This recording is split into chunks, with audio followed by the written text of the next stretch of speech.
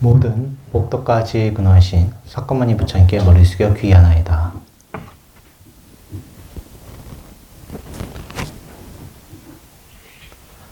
저번 시간에는 제가 저희 모두 다 언젠가는 늙고 병들고 그리고 죽음을 피할 수 없다고 말씀드렸습니다. 그리고 부처님께서도 그걸 피할 수 없음을 말씀하셨죠. 그래서 오늘 이 시간에는 이제 그 다음 장을 나갈 것인데 이제 128쪽입니다. 가련 128쪽인데 같이 읽으면서 제가 설명해 드리겠습니다. 가련한 늙으며 이 부분입니다. 같이 읽어보겠습니다. 이와 같이 난 들었다. 어느 때 부처님은 사와띠의 동쪽 승원 미가라 마뚜 강당에 계셨다. 그때 부처님은 저녁나절 명상을 끝내고 일어나 양지에 앉아 서쪽 햇빛에 등을 따뜻하게 하고 계셨다. 아난다 존자는 부처님께 와서 손과 발을 문질러 드리면서 말하였다. 부처님, 놀라운 일입니다. 부처님의 안색은 더 이상 맑지 않고 빛나지 않고 사질은 주름지고 물렁해졌습니다. 등도 앞으로 굽고 감각기관의 변화가 눈에 보입니다. 그렇다 아난다. 젊은 사람은 늙게 마련이고 건강한 사람은 병들게 마련이고 살아있는 사람은 죽게 마련이다. 안색은 더 이상 예전처럼 맑지 않고 빛나지 않는다. 나의 사진은 주름지고 물렁해졌고 등은 굽고 감각기관의 변화가 눈에 보인다. 부처님은 이어서 개성으로 말씀하셨다. 기분을 망치네 가련한 늙음이여 아름다움을 시들게 한 늙음이여 그렇게 매혹적이던 육신도 늙어감에 따라 산산이 부서지네. 100년을 산다 해도 그 종착역은 죽음이네. 죽음은 아무도 피할 수 없는 것. 죽음은 모든 것을 부숴버리네. 부처님께서는 사실 자신의 몸의 늙음을 조절할 수 있는 신통이 있으셨습니다.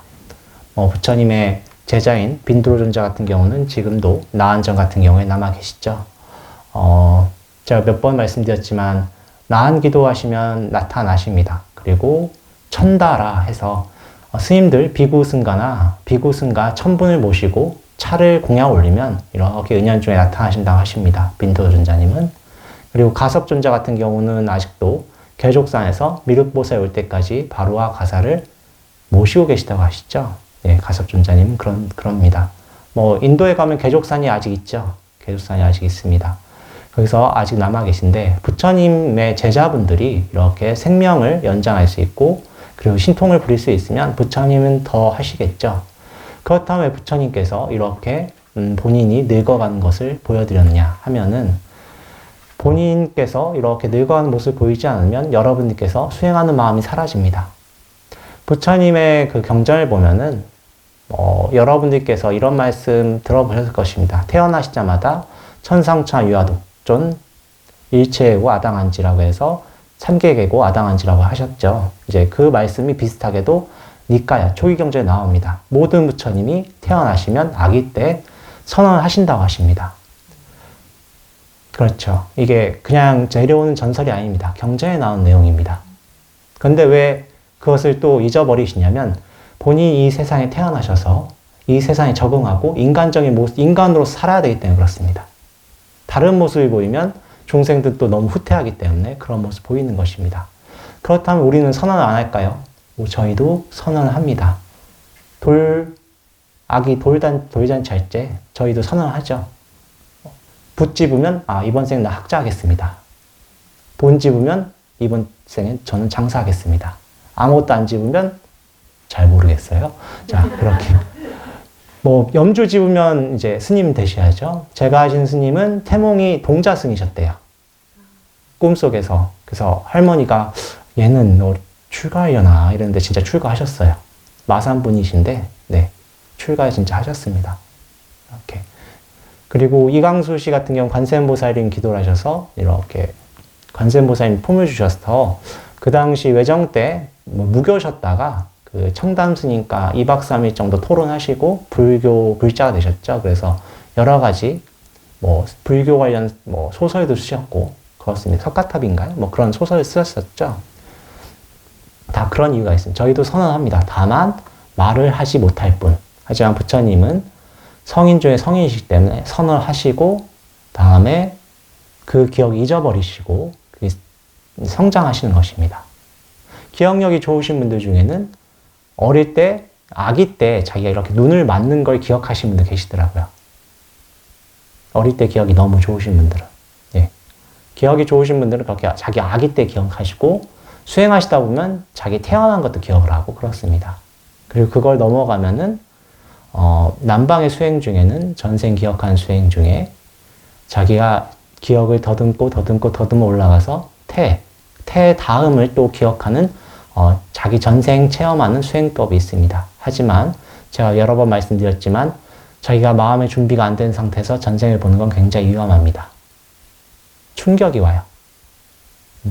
지금 이번 생에 집중하셔야 됩니다. 이런 것들을 부처님께서 다 보여주셨습니다. 왜냐하면 자기가 인간적인 모습을 보여드려야 여러분들께 귀감이 되고 아, 부처님도 저러셨구나 하고 쫓아갈 수가 있기 때문입니다. 그래서 부처님의 저희는 발자국을 쫓아가는 것이죠. 부처님은 늙어가시죠. 저희도 늙습니다. 언젠간 늙어가고 그리고 언젠가는 죽음을 당도하게 되는 것이죠. 부처님께서 제 설법을 다 들으신 분은 아시겠지만 부처님께서 처음에는 설법을 망설이시죠. 세상의 사람들이 나의 설법을 알아듣지 못할 것이다. 세간의 사람들은 욕심이 많고 너무나 욕망에 따라 살기 때문에 나의 이 깊고 미묘한 법을 알아듣지 못할 것이다 라고 주저하십니다. 맞아요. 세간의 사람들은 그렇습니다. 그러나 또한 우리 마음에 우리 대승의 정견이 무엇입니까? 다 부처라는 것이죠. 그래서 화엄경에 보면은 부처님이 성불하시고 일체 중생을 천한통으로 다 보니까 일체 중생 계유불성이라. 모든 두두물물 계유불성. 모든 중생들이 불성이 있다라고 하셨죠. 그걸 잊으시면 안 됩니다. 근데 우리 불성을 개발을 하는 것은 여러분들 몫이에요. 불성이 있으니까 어떤 수행을 해도 여러분들이 성불할 수가 있고 열반을 향할 수 있는 것입니다. 불성이라는 것이 내 안에 완전함이 갖춰지지 않으면 여러분들이 수행을 해도 성취할 수 없겠죠. 부처님도 갖추고 있으셨고 여러분 다 갖추고 있습니다. 지금 이 순간 이 자리에서부터 수행을 하시면 됩니다. 저희 절에서 하는 수행법은 아미타불과 관세음보살이죠. 그걸 꾸준히 하시면서 알아차리시고 그 마음을 단돌이 하시면 됩니다. 자, 부처님께서는 본인의 늙어가는 모습을 보이면서 아나다존자님께 그것을 말씀드리는 이제 본인 모습으로 보여드린 것이죠. 아나다존자님이 이제 갑자기 부처님의 그 늙은 게 느껴질 때가 있잖아요. 사람이라는 게. 어머니 보시면 갑자기 아, 어머니 늙으셨구나 이런 것처럼 부처님도 자기가 존경을 맞이하는 부처님의 늙어가는 모습을 보면서 놀랍다고 하는데 놀랍다기보다는 좀 슬픈 거죠. 아, 부처님 늙어가시는구나. 이런 모습을 보고 슬퍼하는 것입니다. 그래서 아난다를 부처님 도리어 또 위로를 해주는 거예요. 사람 언제나 늙기 마련이다. 아난다요. 이러면서 늙어가는 것을 이제 아난다 존자님께 인식시키고 이제 아난다 존자님이 위로하고 그렇게 말씀하신 것입니다. 자, 이어서 또 다른 설법을 할 것인데 이 다음에 뭐 부처님 위에 법법을 만든다 이 부분은 넘어가겠습니다. 또 1000명의 비구인 승가에게 주신 가르침 이 부분도 넘어가겠습니다. 이 부분 제가 짧게 말씀드리고 넘어갈게요. 주제가 뭐냐면 부처님과 부처님의 법과 부처님의 승가에 귀의를 해야 된다는 얘기입니다. 그리고 하나의 더 귀의를 말씀하십니다. 그것이 뭐냐면 바로 계율이에요. 여러분들 아마 부처님께서는 굉장히 현실적이셨고 그리고 모든 걸 아시는 분이셨습니다. 일체지자라고 하죠. 그래서 부처님께 많은 브라ಹ만들이 찾아오면 대부분 뭘 물어보냐면 잘 살고 싶어요. 그리고 저는 천국에 태어나고 싶습니다. 천국이란 말이 원래 불교에서 나온 말입니다. 하늘나라잖아요. 그게 저희 한문으로 번역된 불교가 먼저 번역이 됐기 때문에 저희 불교에서 나온 말인데 천국에 태어나고 싶어요. 똑같습니다. 지금 사람들과. 2500년 전 마음이나 지금 사람들 마음이라 다르지 않아요. 그래서 부처님께서 이 4가지 귀의처를 마련해 주시면서 마지막 계율에 대해서 굉장히 강조하십니다. 그래서 잘 살고 싶은 첫 번째, 나는 나의 생명이 없어진 걸 바라지 않죠. 즐거워하지 않아요. 내 목숨은 제일 소중해요. 그런 만큼 남도 나와 똑같은 생각을 할 것이다. 그래서 여러분들께서 첫 번째, 살생하지 마라. 왜냐하면 남들도 다른 존재도 자기 죽는 걸 좋아하진 않아요. 예전에 그 길 가다가 뭐 차에 뱀이 이렇게 누렸나 봐요. 그래서 뱀의 몸이 터졌어요. 그래서 내장은 튀어나오고 사람이 있는 거예요. 뱀은 모든 신경이 머리에 몰려 있습니다. 그래서 몸이 터져도 살아요. 근데 몸에 통증은 살아있죠. 또 통감은 살아있잖아요. 막 악을 쓰더라고요. 막 살고 싶어가지고. 모든 존재가 그런 마음을 가지고 있습니다. 그래서 저희 불교 스님들의 계율에는 동물에 대한 살생뿐만 아니라 그 식물의 씨앗도 함부로 없애지 말아라고 해요. 식물도 함부로 베지 마라. 계율이 그렇게 되어 있습니다. 그리고 첫 번째 계율을 부처님께 말씀하세요. 두 번째, 나의 물건이 누군가 훔쳐가면 나도 기분이 나쁘다. 그런 만큼 남의 물건도 남도 나와 똑같을 것이다. 그래서 여러분들 남의 물건을 함부로 훔치지 마시라.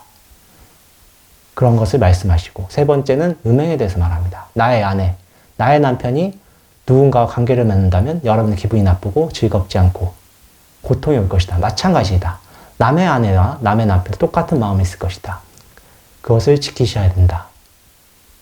그렇게 말씀하시고, 그렇게 쭉쭉쭉 말씀하십니다.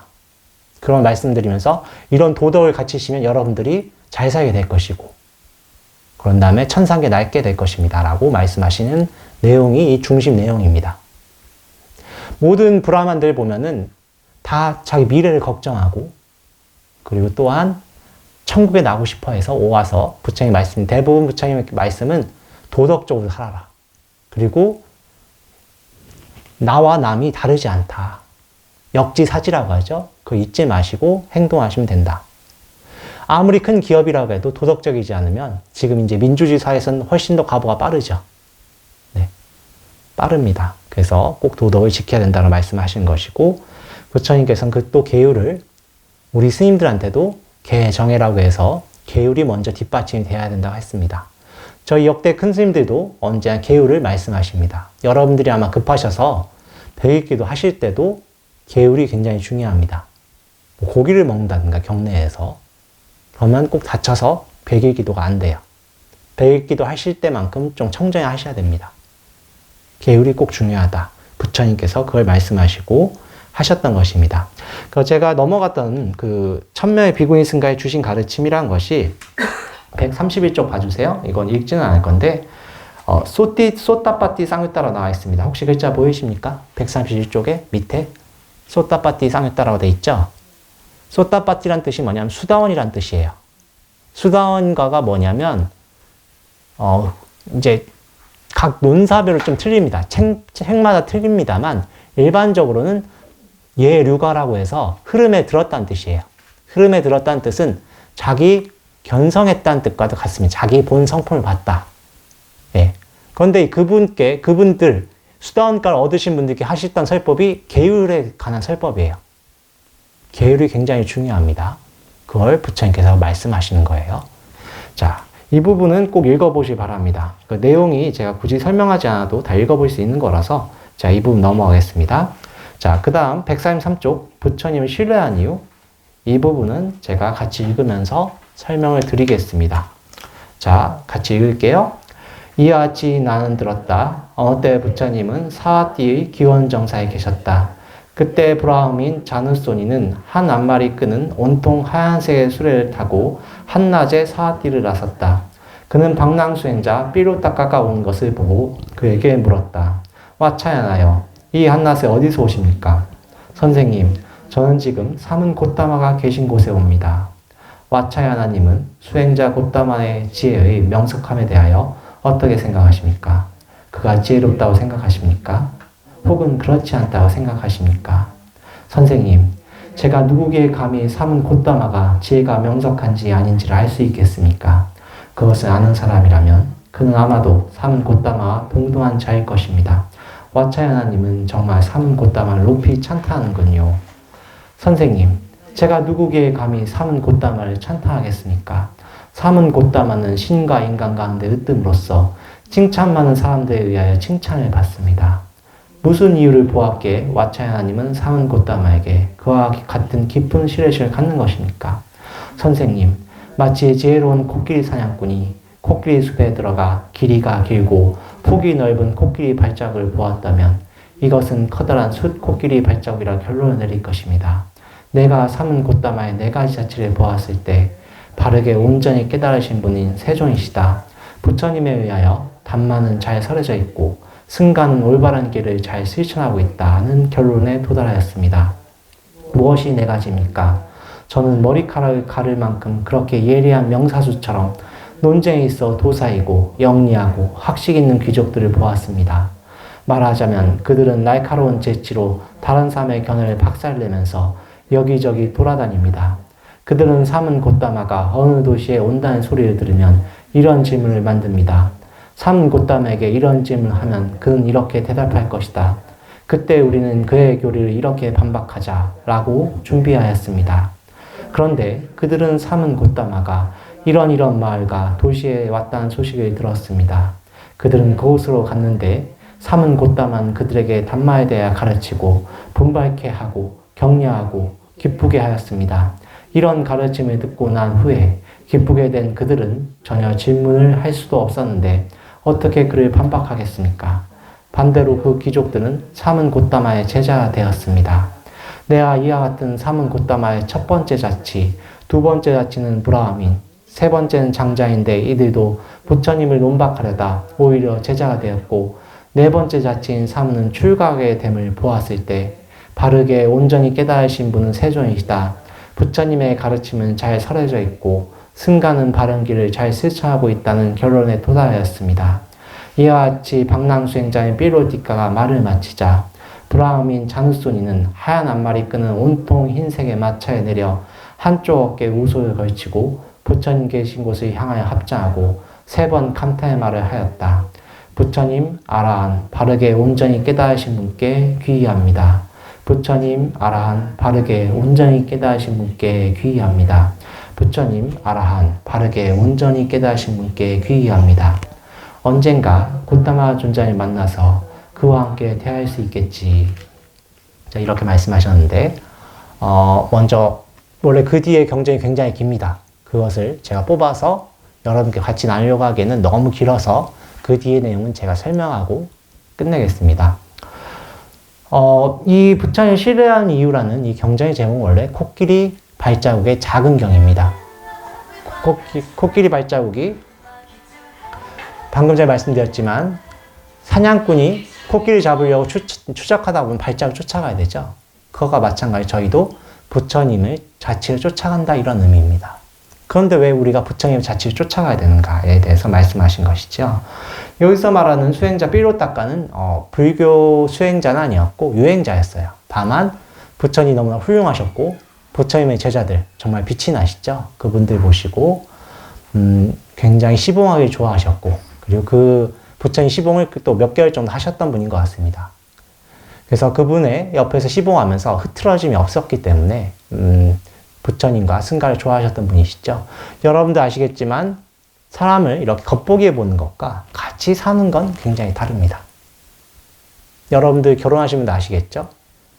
연애할 때와 같이 사는 건 다른 문제죠. 왜냐하면 가까이 하면 자기가 보지 못했던 단점이 보이기 때문에 그렇습니다. 그러나 부처님은 언제나 여여하셨던 분이라 그 삐로타카라는 분이 부처님께 감탄하고 그 승가라고 하는 것은 아까 그 사리부 전자님을 비롯한 그 대덕 스님들 같이 모시면서 살았기 때문에 감탄하셨던 것이죠. 특히 부처님은 외도들이 질문을 굉장히 곤란한 질문을 많이 했습니다. 또한 부처님께서는 너무 훌륭하셨고 또 너무나 많은 사람들이 부처님 밑에 출가를 하니까 부처님 그 상대방에서 악의를 품고 여러 가지 그 모략을 중상모략을 일삼았었죠. 근데 그것도 다 지혜롭게 넘기셨다. 그래서 부처님께서 이런 모습을 보여줬기 때문에 우리 오늘 주인공인 자누소리란 브라흐민께서 궁금하죠. 그래서 부처님께 찾아가는 것입니다. 그때 부처님께서 무슨 말씀하시냐면 그것은 진정한 코끼리 발자국을 추적하는 게 아니다 하시면서 그 뒤에 비유를 드십니다. 자, 여러분들께서 코끼리 사냥꾼이라고 합시다. 자, 코끼리가 숲속에 있죠. 정글에 있습니다. 여러분들이 정글에 가서 코끼리 발자국을 봤을 때 아주 큰 발자국이 있습니다. 그러면 바로 결론을 내리셔야 되겠습니까? 내리면 안 되겠습니까? 내려야 될 것 같죠. 근데 바로 내리면 안 됩니다. 왜냐하면 그 큰 발자국이 그 발만 큰 코끼리가 있기 때문에 그렇습니다. 그래서 유능한 사냥꾼이라고 하면은 이것은 코끼리 발자국이라고 결론을 내면 안 된다. 왜냐하면 숲속에는 난쟁이 암코끼리라고 해서 코끼리 중 암컷도 굉장히 크죠. 그래서 발만 큰 코끼리가 있다. 그래서 더 추적을 해보자. 그래서 숲속에 들어갑니다. 그럼 또 나무가 있죠. 그럼 나무와 발자국을 보면서 나무가 쓰러진 걸 보고 부처님을 또 말씀하십니다. 그때도 또 결론을 내리면 안 된다. 왜냐하면 상아가 큰 코끼리가 있기 때문에 그렇다.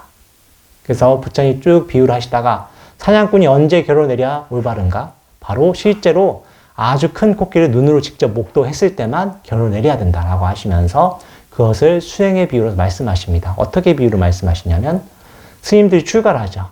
스님들이 출가를 합니다. 출가를 할 때는 부처에 대한 확신이 있죠. 부처에 대한 확신이 있으니까 출가를 하는 것입니다. 여러분들도 불교를 믿는 이유가 있을 거 아닙니까? 부처에 대한 확신이 있기 때문에 불교를 믿는 것입니다. 그래서 머리를 깎고 그리고 계율을 지키면서 그리고 유행을 합니다.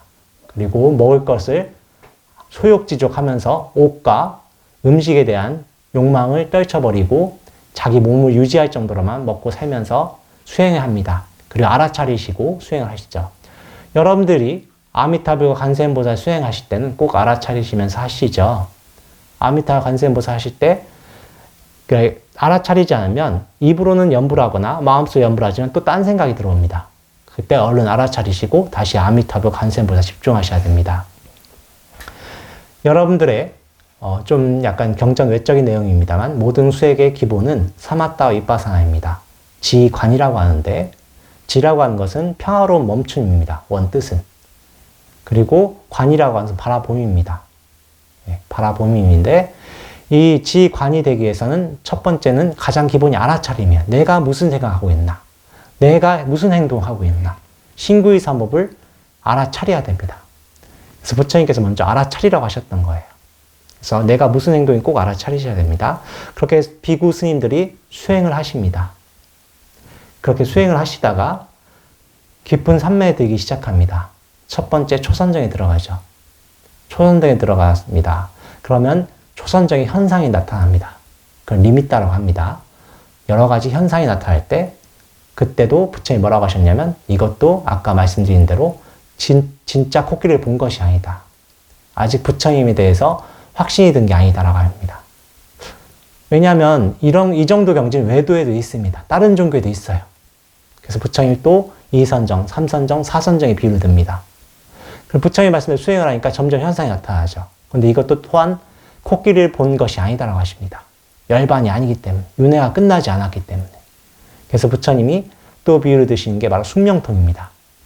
여러분들이 수행하시다 보면 4선정, 깊은 산매에 들면은 이제 자기 전생을 보기 시작합니다. 그러면, 이 사람은 이런 몸을 받았었고, 저 사람은 저런 몸을 받았었고, 이런 것이 보이죠. 그 다음 열리는 게 천안통입니다. 이 사람은 전생 이런 짓을 했기 때문에 이번 생 이 몸을 받았고, 이 몸을 받았기 때문에 이번 생에는 이런 행동과 말을 했고, 이런 마음을 썼기 때문에 다음 생에 이런 몸을 받을 것이다. 그게 바로 천안통입니다.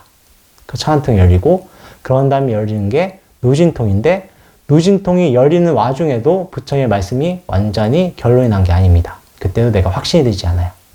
그런 다음 누진통을 통해서 누진통이 완전히 열리면 모든 번뇌가 소멸하고 상수멸정이라고 해서 모든 번뇌가 소멸된 가운데 모든 어떤 마음 씀씀이가 없어진 상태가 됩니다. 그때서야 부처님 말씀 확신이 생기고 진짜 코끼리를 본 사냥꾼처럼 저희가 열반을 성취하는 것입니다.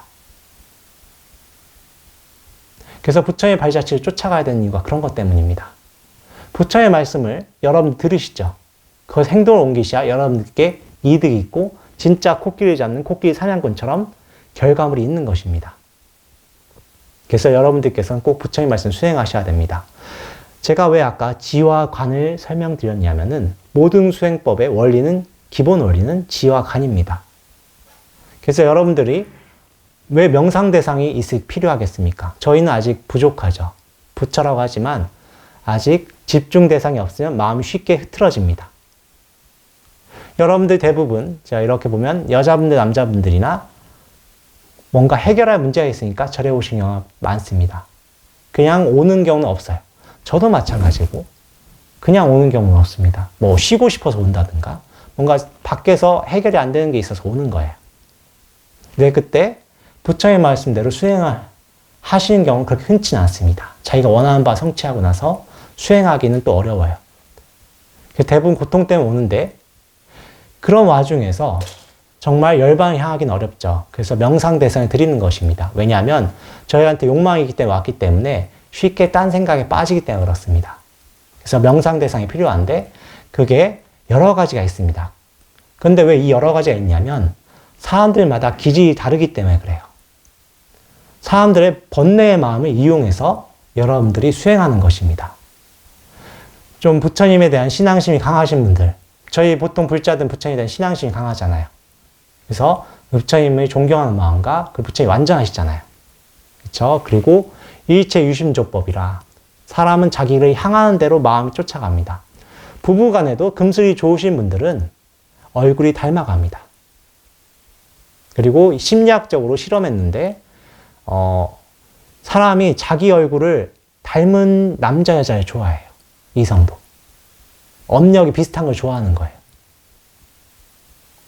닮은 사람을 좋아하고 또 닮아가고 그렇습니다. 자기 마음이 향하기 때문에 그렇습니다. 왜 향하나?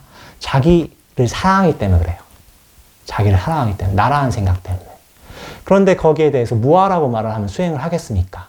그래서 부처님께서 처음에는 내 안에 완전을 먼저 증득하라. 그래서 자등명을 먼저 말씀하신 거예요. 근데 궁극에는 나라는 것도 없어져야 되는 거예요. 처음엔 그 번뇌의 마음을 이용하는 것인데, 그래서 저희한테는 부처님에 의존하는 마음과 존경하는 마음이 있으니까 저희 문중에서는 연불을 하는 것이, 연불선을 하는 거예요. 근데 연불선 할 때 계율에 따라서 나와 남이 다르지 않다는 꼭 알으셔야 되죠. 그래서 남들도 꼭 부처로 봐야 됩니다. 그렇게 돼야 되는 것이고, 또한 사람이 궁리하는 마음이 있죠. 그 마음을 이용하는 것이 바로 의단을 이용하는 간화선입니다. 뭐가 되든 상관없어요. 다만 수행을 하셔서 삼매에 드셔야 됩니다. 삼매에 들 때는 여러분들이 꼭 계율을 지켜야 돼요. 부처님이 계율을 매우 강조하십니다. 계율을 지키면 수행을 하지 않아도 새 속에서는 사는데 복력이 구족이 됩니다. 계율을 굉장히 강조하십니다. 부처님 발자국은 이거와 같아요. 여러분들이 코끼리를 잡기에, 코끼리를 뭐겠어요? 성불이죠. 성불을 하기 위해서는 부처님의 발자취를 쫓아가야 되는 것이고, 코끼리를 실제로 보기 전까지는 여러분들 마음에서 확신이 들지는 않습니다. 그때 그래서 여러분들이 꼭 성취를 하셔야 된다. 직접 목도를 해야 돼요. 그래서 여러분들이 꼭 수행을 하셔라. 수행해서 체험이 있기 전까지는 여러분들 마음에 의심이 든다. 아셨죠? 그래서 오늘 이 순간, 제가 요새 계속 강조하죠. 지금 이 순간. 지나간 건 우리가 어쩔 수 없어요. 우리 과거는 생각하지 맙시다. 미래도 아직 오지 않았잖아요. 미래도 생각하지 말고 지금 이 순간부터 뭐 어떤 수행에도 괜찮습니다. 수행의 방편은 어떤 수행에든 차별이 없습니다. 그렇죠? 자동차를 조립할 때 엔진이 고장난 엔진을 바꿔야 되지만 백미러가 고장난 백미러를 교체해야 되는 거예요. 그렇죠? 그래야 완전한 차가 돼서 출품이 되는 거죠. 자기한테 맞는 수행법을 꼭 설정하셔가지고 이번 생에 지금 이 순간부터 꼭 수행하셔서 꼭 좋은 성과 있길 바랍니다. 오늘 설법 여기서 끝내겠습니다. 나무 석가모니불, 나무 석가모니불, 나무 시아본사 석가모니불.